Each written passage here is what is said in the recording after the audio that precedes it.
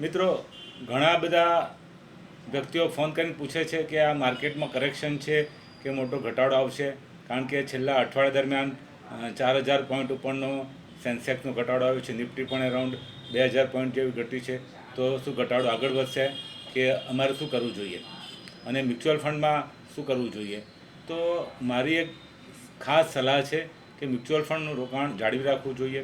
Mutual fund પોતે એ પ્રમાણે strategy ગોઠવેલી હોય કે માર્કેટ ઘટે તો વધુ પૈસા ડિપ્લોય કરી શકે, એટલે એ લોકો પાસે કેશ ઓન હેન્ડ પણ હોય છે.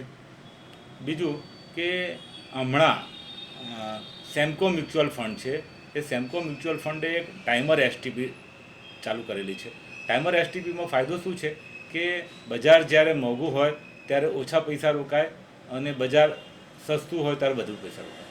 એટલે કેવું છે કે એ લોકોએ એક ઇકોનોમિક સ્કોર નક્કી કર્યો, ઇમોજી નામ આપ્યું છે. ઇમોજી એવું છે કે જો ઇમોજી 100ની આસપાસ હોય તો રોકાણ કન્ટિન્યુ રાખવાનું. એટલે એ એક બજારનું ઇન્ડિકેશન છે કે બજારમાં પૈસા વધારે રોકવા જોઈએ કે ઓછા રોકવા જોઈએ. એટલે એ માટે શું કરવું પડે તમારે કે એક સિસ્ટમેટિક ટ્રાન્સફર પ્લાનમાં જવું પડે. તમારે એના ઓવરનાઇટ ફંડમાં પૈસા મૂકવા જોઈએ અને એ ઓવરનાઇટ ફંડમાંથી દર વીકલી, દર મંથલી જે તમે ઈચ્છતા હોય એ પ્રમાણે સિસ્ટમેટિક ટ્રાન્સફર તમે ડેટ ફંડમાંથી, ઓવરનાઇટ ફંડમાંથી કોઈ પણ ઇક્વિટીઝમાં કરી શકો છો. મલ્ટી કેપ છે, ફ્લેક્સી કેપ છે, સ્પેશિયલ સિચ્યુએશન ફંડ છે, બીજું ફંડ છે. આમ તમે એ ફંડમાં જાઓ તો એ ફંડની વોલેટાલિટી આવવાની છે અને એના કારણથી શું થશે કે તમારા પૈસા દરેક ઘટાડે વધારે રોકાશે અને દરેક ઉછાળે વધતું હશે બજાર તો ઓછા રોકાશે. એટલે આનો ફાયદો એવો મળે કે ઓવર ધી પીરિયડ તમે જોવા જાઓ તો તમારા પૈસાનું વળતર વધારે આવશે.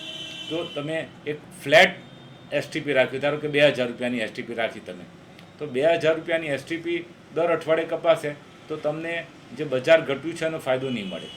તો અહીંયા શું થશે કે 2000 રૂપિયા ધારો કે તમે નક્કી કર્યા છે વીકલી, તો એની જગ્યાએ બજાર વધતું હશે તો તમારા 1800, 1600, 1400 એ રીતે પૈસા રોકાશે. એટલે જેમ બજાર મોંઘું જશે એમ તમારા ઓછા પૈસા જવાશે. પણ ઇન કેસ બજાર ઘટવાનું શરૂ થયું તો તમારા 2000ની જગ્યાએ 2200 જશે, 2400 જશે, 2600 જશે. એટલે શું થશે કે રોકાણકારને બજારમાં મોટો ઘટાડો આવે ત્યારે નુકસાન નહીં થાય. આ મોટો ફાયદો છે. અને મને પણ મેં મારા પોતાના પર્સનલ પૈસા રોક્યા તો મને ખ્યાલ આવ્યો કે આ ખૂબ જ સારી વસ્તુ છે કે જેમાં બજાર જેમ ઘટશે તેમ તમારા વધારે પૈસા રોકાશે, જેમ બજાર વધતું જશે એમ ઓછા રોકાશે. એટલે તમારી એવરેજ બહુ નીચે આવશે. આ મને ખૂબ સારું લાગ્યો છે કન્સેપ્ટ, કે જેથી શું થાય કે તમારે માર્કેટમાં ગમે તો ઘટાડો આવે તો ચિંતાનું કારણ ન રહે. એટલે આ વસ્તુ ખાસ ધ્યાનમાં રાખવા જેવી છે. ટાઈમર એસટીપી એટલે બજારના ટાઈમ તમે નથી કરતા પણ બજારની જે વોલેટાલિટી વધઘટ છે એનો તમે ફાયદો મેળવો છો. તો આ બાબતમાં ચોક્કસપણે વિચારવું જોઈએ. Thank you.